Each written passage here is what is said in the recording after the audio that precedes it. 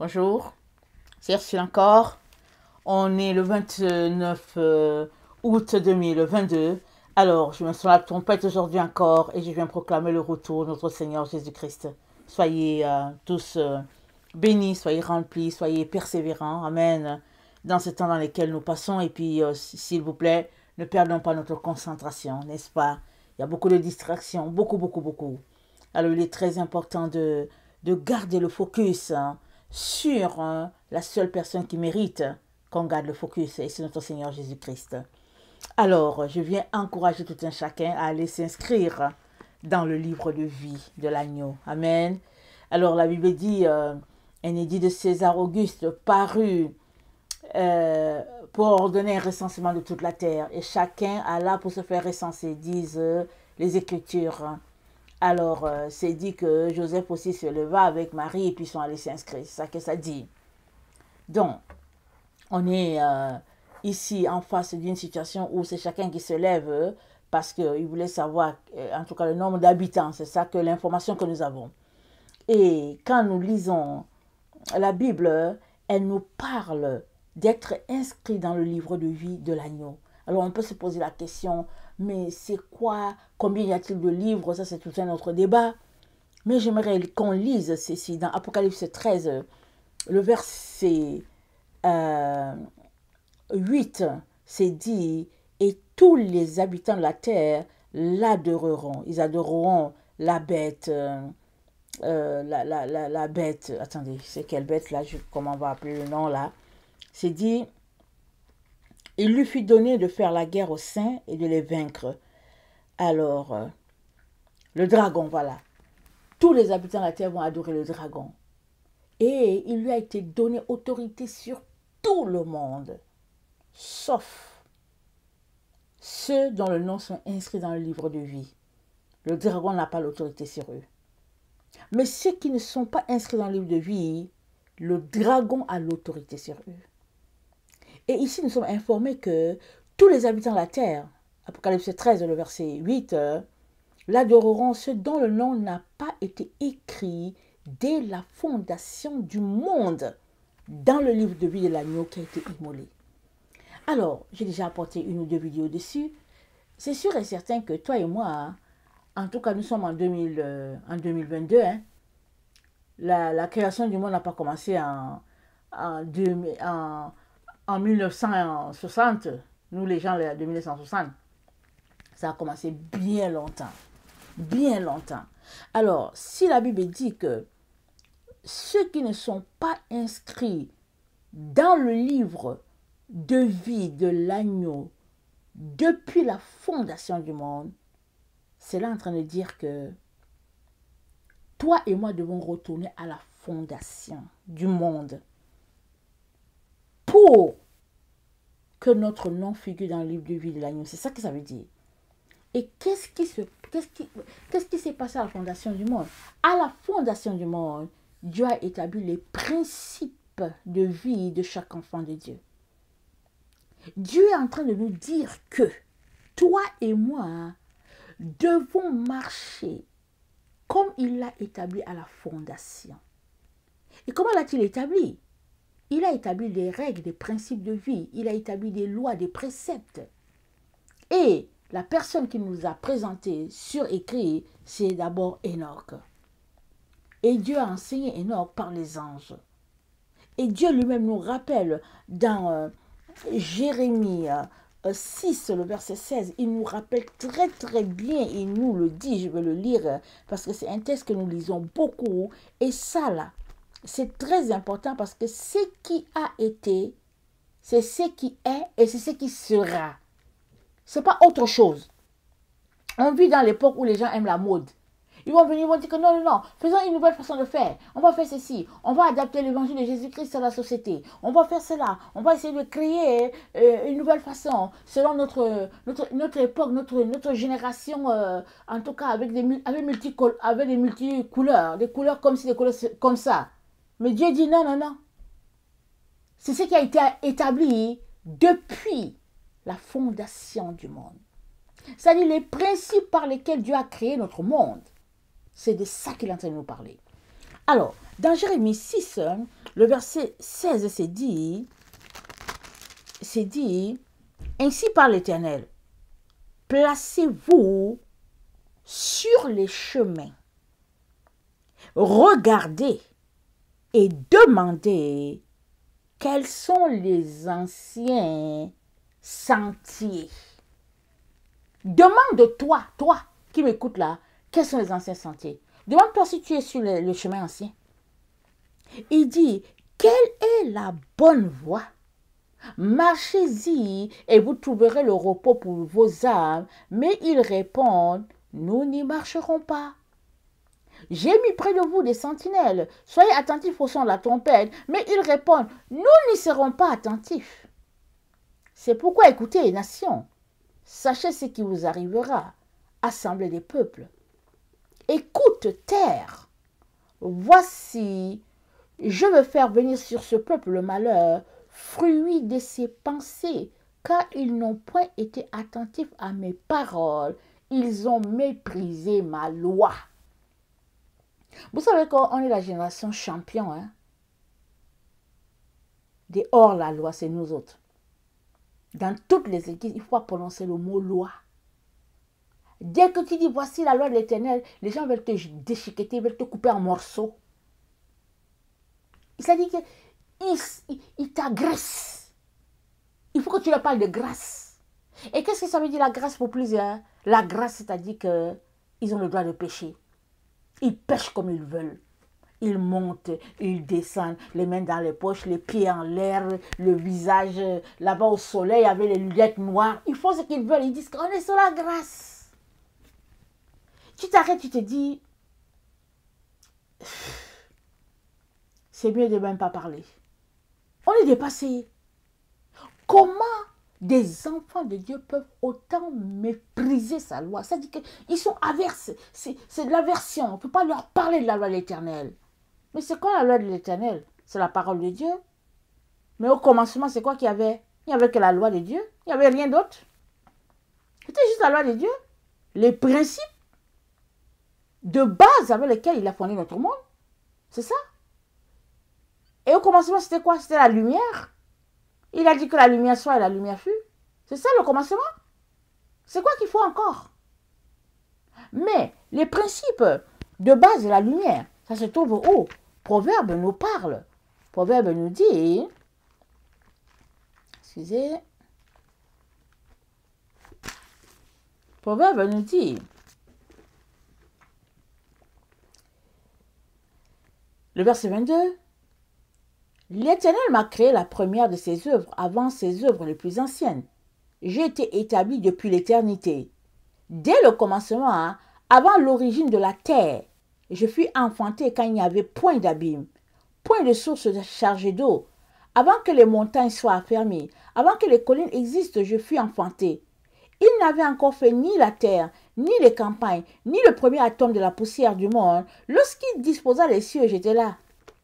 Lorsqu'il traça un cercle à la surface de l'abîme, lorsqu'il fixa les nuages en haut, et que les sources de l'abîme jaillirent avec force, lorsqu'il donna une limite à la mer, pour que les eaux n'en franchissent pas les bords, lorsqu'il posa les fondements de la terre, j'étais à l'œuvre auprès de lui, et je faisais tous les jours ses délices, jouant sans cesse en sa présence, jouant sur le globe de la terre, et trouvant mon bonheur parmi les fils de l'homme.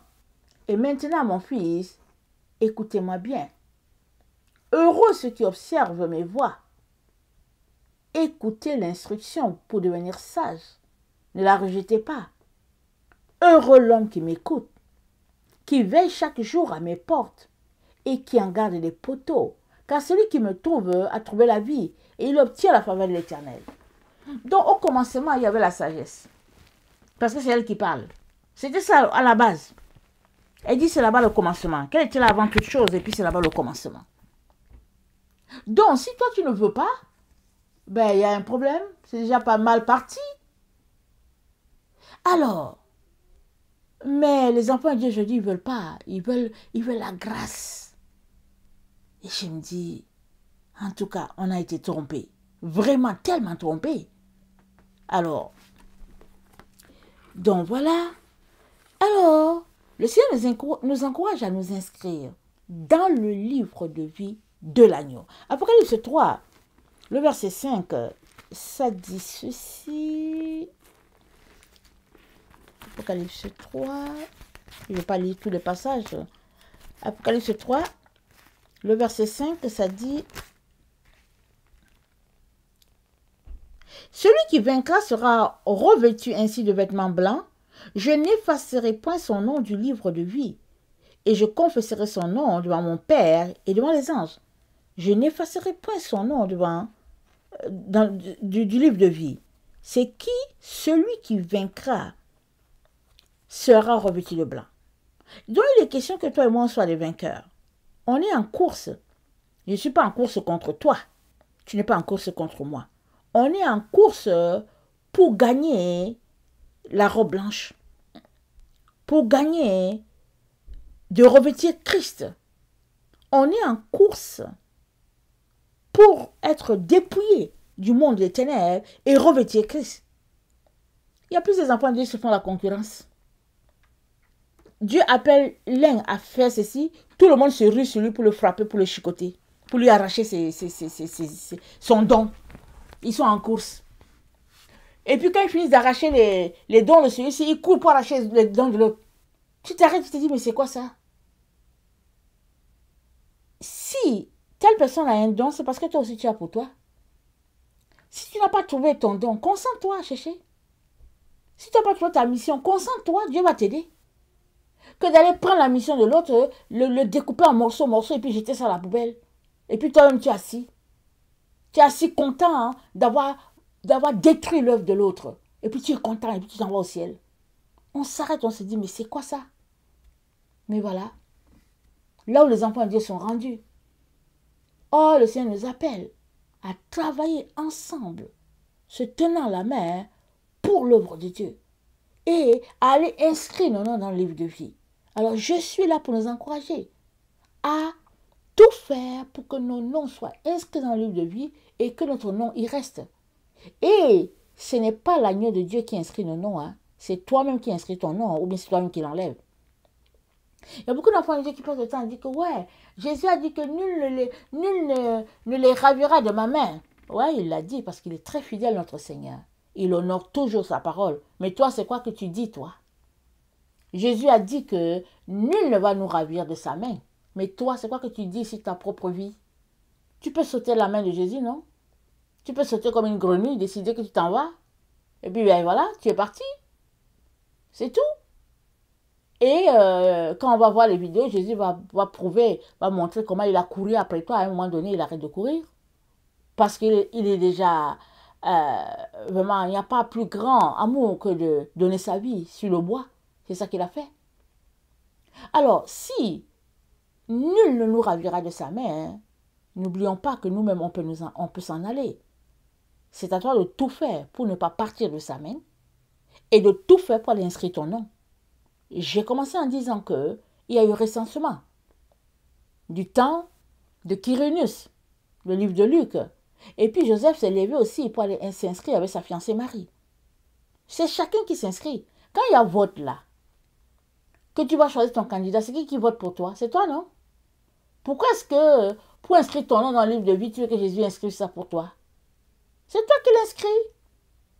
Il est content. Il a déjà inscrit le nom de tout le monde. Il est mort pour que tout le monde ait son nom. Maintenant, il te dit, lève-toi et puis va vérifier. Va juste mettre ta signature à côté pour dire que oui, je le veux. Il y en a qui s'envoient mettre la signature à côté. Et puis dès qu'ils finissent de mettre la signature, ils disent, Alléluia, Jésus m'a sauvé. Je suis sous la grâce. Ils s'envoient, ils font tous les péchés de la terre. Je suis sous la grâce, Jésus m'a sauvé. Jésus m'a sauvé. Jésus n'a pas péché. Et toi, tu penses que tu as appelé à pécher à outrance. Parce que tu es sous la grâce. Arrête-toi et réfléchis. Est-ce que tu trouves que ça a un sens? Mais ils sont là-dedans. Les enfants de Dieu, ils aiment qu'on leur raconte des histoires dormies debout et puis ils sont dedans. Ils sont contents, on leur raconte des histoires, ils sont assis, ils rient, et puis c'est tout. Mais la vérité est que tout est dans la Bible. Tout est à l'œil nu autour de nous. Ce que tu n'es pas capable de faire avec c'est-à-dire que tes deux pieds là, ce que tu n'es pas capable de faire dans le vrai, dans la vie de tous les jours, tu penses que c'est permis avec Dieu. Voilà le leurre dans lequel plusieurs sont. Parce qu'on leur a dit, il suffit juste de donner ta vie à Jésus et puis c'est fini. Alors les gens se lèvent, ils s'en vont, ils inscrivent leur nom, ils mettent la signature pour dire merci Jésus parce que tu m'as sauvé. Et ils retournent et ils se vautrent dans la boue. Si tu fais partie de ce groupe, je viens t'encourager à sortir de la boue où tu es, d'aller te laver correctement encore et de rester avec les vêtements propres. Parce que aucun vêtement sale n'entrera dans la présence de Dieu. Alors, Ésaïe 34, le verset 1 à 10, notre Seigneur Jésus-Christ nous dit ceci. Ésaïe 34, le verset 1 à 10, ça dit ceci. Approchez, nations, pour entendre. Peuple, soyez attentifs, que la terre écoute, elle et ce qui la remplit, le monde et tout ce qu'il produit, car la colère de l'Éternel va fondre sur toutes les nations, et sa fureur sur toutes leurs armées, sur toutes leurs armées. Il les voue à l'extermination, il les livre au carnage. Leurs morts sont jetés, leurs cadavres exhalent de puanteur, et les montagnes se fondent dans leur sang. Toute l'armée des cieux se dissout. Les cieux sont roulés comme un livre, et toute leur armée tombe, comme tombe la feuille de la vigne, comme tombe celle du figuier. Mon épée s'est enivrée dans les cieux. Voici, elle va descendre sur Édom, sur le peuple que j'ai voué à l'extermination pour le châtier. L'épée de l'Éternel est pleine de sang, couverte de graisse, du sang des agneaux et des boucs, de la graisse et des reins du bélier. Car il y a des victimes de l'Éternel à Bosra, et un grand carnage dans le pays d'Édom. Les buffles tombent avec eux, et les bœufs avec les taureaux. La terre s'abreuve de sang, et le sol est imprégné de graisse, car c'est un jour de vengeance pour l'Éternel, une année de représailles pour la cause de Sion. Les torrents d'Édom seront changés en poix, et sa poussière en soufre, et sa terre sera comme la poix qui brûle. Elle ne s'étendra ni jour ni nuit. La fumée s'en élèvera éternellement. D'âge en âge, elle sera désolée, à tout jamais personne n'y passera. Et il dit qu'il y a des victimes à Bosra, et il nous a dit dans Ésaïe 63 que le carnage va commencer à Bosra. Le point de départ, ce sera Bosra. Bosra, c'est une ville de Babylone, et Bosra, c'est en Occident. Et Bosra, au fait, le Seigneur donne des noms, mais il sait exactement de quelle ville il parle. Alors il dit, qui est celui qui vient d'Édom, de Bosra, en vêtements rouges, en habit éclatant, et se redressant avec fierté dans la plénitude de sa force. Ésaïe 63. C'est moi qui ai promis le salut, qui ai le pouvoir de délivrer. Pourquoi tes habits sont-ils rouges, et tes vêtements comme des vêtements de celui qui foule dans la cuve? J'étais seul à fouler au pressoir, et nul homme d'entre les peuples n'était avec moi. Je les ai foulés dans ma fureur, dans ma colère. Je les ai écrasés dans ma fureur. Leur sang a jailli dans mes vêtements, et j'ai souillé tous mes habits. Car un jour de vengeance était dans mon cœur, et l'année de me racheter est venue. Je regardais personne pour m'aider, j'étais étonné et personne pour me soutenir. Alors mon bras m'a été en aide, et ma fureur m'a servi d'appui. J'ai foulé les peuples dans ma colère, je les ai rendus ivres dans ma fureur, et j'ai répandu leur sang sur la terre. On est dans ce temps-là. On est dans le temps où le carnage annoncé va se réaliser. Mais avant que la destruction soit, le Seigneur te dit, va inscrire ton nom dans le livre de vie de l'agneau. Et ton nom sera inscrit si tu retournes à l'ancien sentier. Ça dit que tu es de toi l'ancien sentier, pratiquant les choses telles qu'elles étaient au début.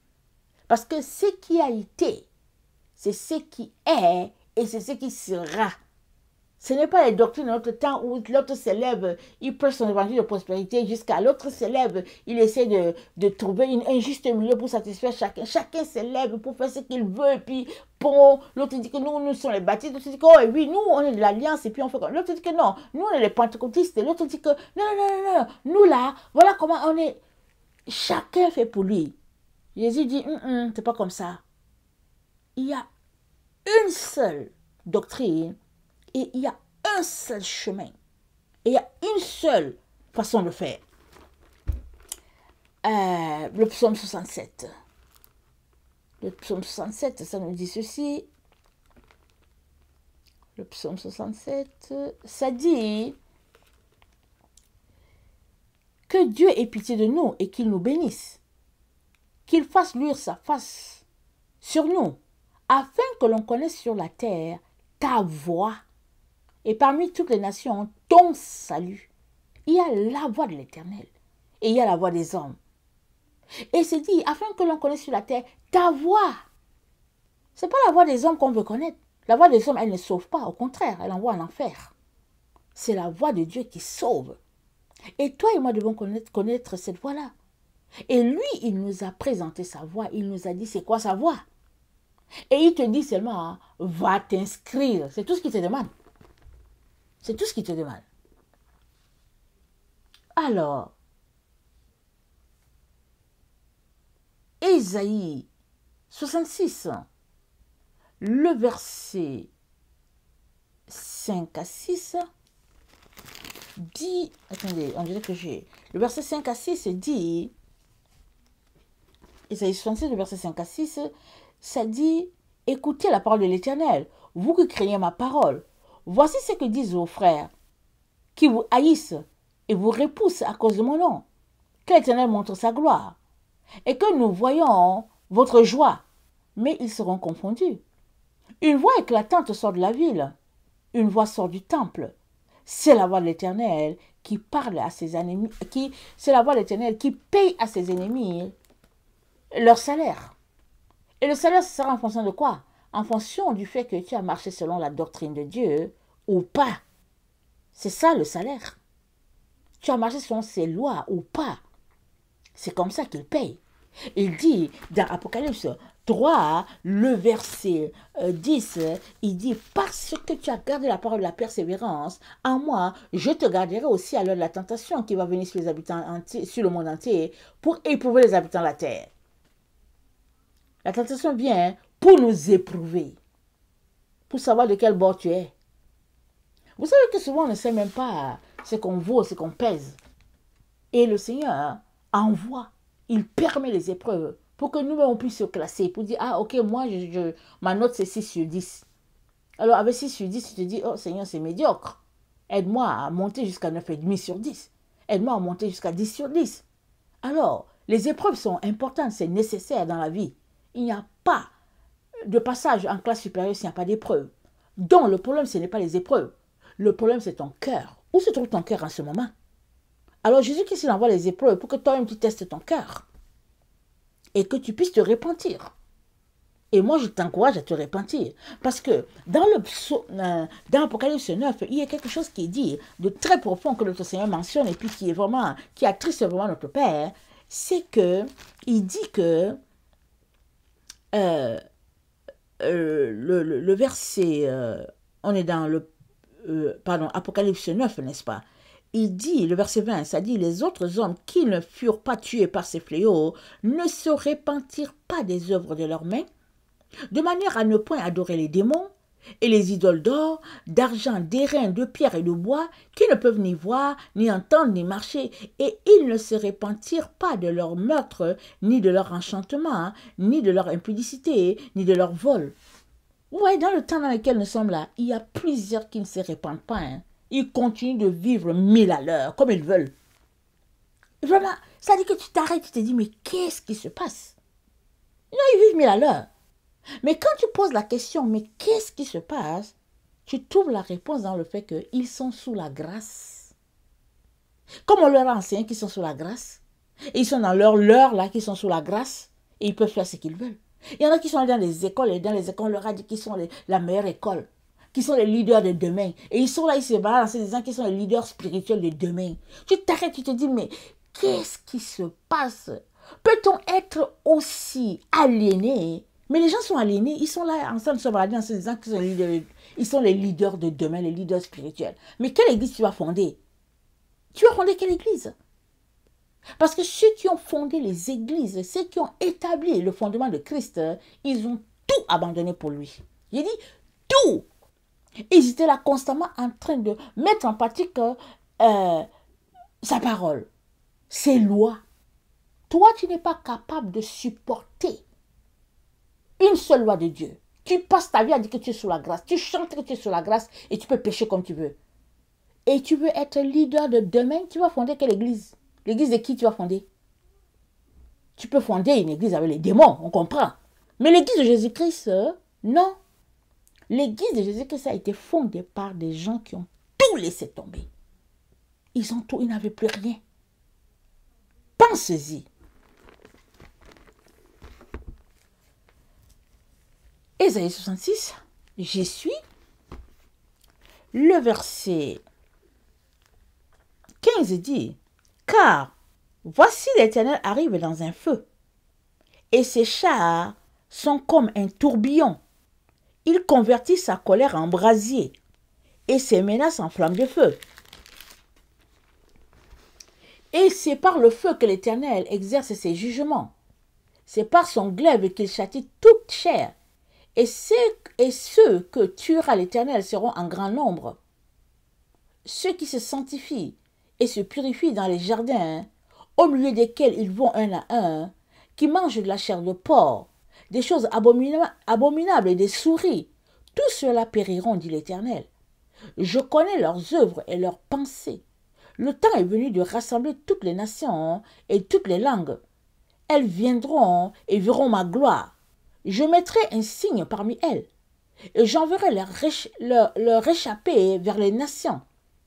À Tarsi, à Pul, à Loud, qui tirent de l'arc, à Toubal, à Javan, aux îles lointaines, qui jamais n'ont entendu parler de moi, et qui n'ont pas vu ma gloire. Et ils publieront ma gloire parmi les nations. Ils amèneront tous vos frères du milieu de toutes les nations en offrant à l'Éternel, sur les chevaux, les chars et les litières, sur des mulets et des dromadaires, à ma montagne sainte, à Jérusalem, dit l'Éternel, comme les enfants d'Israël apportent leur offrande dans un vase pur à la maison de l'Éternel. Et je prendrai aussi parmi eux des sacrificateurs des Lévites, dit l'Éternel. Car, comme les nouveaux cieux et la nouvelle terre que je vais créer subsisteront devant moi, dit l'Éternel, ainsi subsisteront votre postérité et votre nom à chaque nouvelle lune et chaque sabbat. Toute chair viendra se prosterner devant moi, dit l'Éternel.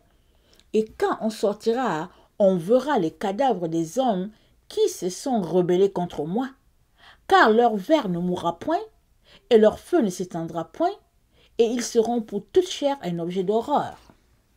Donc voilà, un jour le vengeance est dans le cœur de notre Dieu. Tout ce qu'il dit va arriver. Il est donc très important qu'on arrête d'avoir une haute opinion de nous, mais qu'on se rabaisse pour venir demander pardon à Dieu pour dire Seigneur, aide-moi à être compté parmi les gens de ton clan, pas parmi tes ennemis. Vraiment, je viens vraiment nous exhorter à laisser aller toutes ces choses-là qu'on considère parce que les temps sont écoulés. Il n'y a plus de temps dans le calendrier de Dieu. Nous sommes à la fin. On est complètement à la fin. Il y a des gens qui ont été trompés. On leur a fait croire que oui, c'est demain. Alors ils sont allés, ils sont préparés pour, au cas où ils pouvaient vivre encore 15 ans, 20 ans, hein, et que bon, ils se préparaient. Mais non, il n'y a pas. C'est fini. Les gens sont... L'ennemi a trompé plusieurs. Ils ont couru pour aller dans une telle direction. Mais au fait, c'est la fin. C'est la fin, c'est tout. Mais ceux qui veulent suivre les menteurs, eh ben, ils vont continuer de suivre les menteurs. On ne peut rien avec.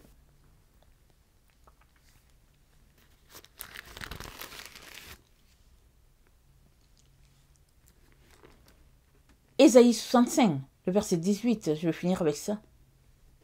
Le verset 17. Car je vais créer de nouveaux cieux et une nouvelle terre. On ne se rappellera plus les choses passées. Elles ne reviendront pas à l'esprit.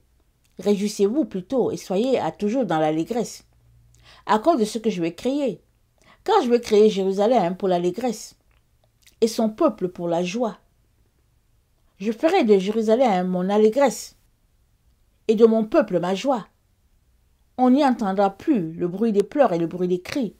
Il n'y aura plus ni enfants ni vieillards qui n'accomplissent leur jour. Car celui qui mourra à 100 ans sera jeune, et le pécheur âgé de 120 sera maudit. Ils bâtiront des maisons et les habiteront. Ils planteront des vignes et en mangeront le fruit. Ils ne bâtiront pas des maisons pour qu'un autre les habite. Ils ne planteront pas les vignes pour qu'un autre en mange le fruit. Car les jours de mon peuple seront comme les jours des arbres. Et mes élus jouiront de l'œuvre de leurs mains. Ils ne travailleront pas en vain. Ils n'auront pas des enfants pour les voir périr, car ils formeront une race bénie de l'Éternel, et leurs enfants seront avec eux. Avant qu'ils m'invoquent, je répondrai. Avant qu'ils n'aient cessé de parler, j'exaucerai. Le loup et l'agneau habiteront ensemble. Le lion comme le bœuf mangeront de la paille, et le serpent aura la poussière pour nourriture. Et il ne fera ni tort ni dommage sur toute ma montagne sainte, dit l'Éternel. Voilà, ces temps annoncés sont à nos portes. Alors, le Seigneur vient encore nous encourager en ce jour, nous disant d'aller nous inscrire, d'inscrire notre nom dans le livre de vie de l'agneau. Et le livre de vie de l'agneau, il fait référence à l'ancien sentier, le sentier pratiqué par les héros de la foi, les héros de la foi. C'est ça, c'est pas notre doctrine là, c'est pas notre façon de voir la vie là, mais c'est la sainteté à la manière que Dieu a établie dès l'origine. Si tu vas là-bas pour t'inscrire, c'est pourquoi c'est dit que il y en a qui adoreront le dragon, ceux dont le nom n'a pas été écrit dès la fondation du monde, dans le livre de vie de l'agneau. Alors si tu veux que ton nom soit inscrit dans le livre de vie de l'agneau, tu dois retourner à la pratique de la doctrine de Jésus-Christ telle qu'établie, telle qu'il nous l'a montré, en référence à l'origine, au fondement de sa doctrine, au fondement de ses principes. Ça là, il est clair. Même dans l'Odyssée, il a dit, quand il a écrit la lettre à l'église de l'Odyssée, il a dit, voilà ce que dit l'Amen, le principe de la création de Dieu. C'est ça que Jésus-Christ a dit à la lettre à l'Odyssée. Il s'annonce comme le principe. Alors, si tu n'as pas le principe de quelque chose, tu ne peux pas refaire les mêmes étapes. Quand on prend les cours de mathématiques, on nous donne le principe, on nous met les bases. De telle sorte que si tu fais les choses, si tu mets le nombre qu'il faut dans le A qui est là, le B qui est là, le C qui est là, tu auras le même résultat. C'est le principe, les principes de base. C'est de ça que Dieu parle. Alors, je vais nous encourager à examiner nos principes, le principe de notre foi, le principe de notre doctrine. Je nous encourage à l'examiner. Et puis, si l'Esprit nous montre qu'on n'est pas sur la bonne doctrine, changeons le plus rapidement. Parce qu'il n'y aura pas de grâce. Il n'y aura pas de grâce pour quiconque est là en train de traîner en disant que c'est le Dieu de grâce, c'est le Dieu de grâce. Non. La loi, elle sera pour tout le monde. Pour tout le monde, quand le jugement va s'exercer avec justice et droiture. Maintenant que notre Seigneur n'est pas encore là, il est temps qu'on retourne à ses pieds pour demander pardon et pour tout faire pour mettre les choses en règle. Amen. Que le Seigneur bénisse sa parole. Je vous aime beaucoup et Dieu davantage. Maranatha, Jésus revient. Amen et amen. Soyez bénis et je vous souhaite une bonne nuit. Amen. Et que ces grâces abondent sur chacun d'entre nous. Amen et alléluia.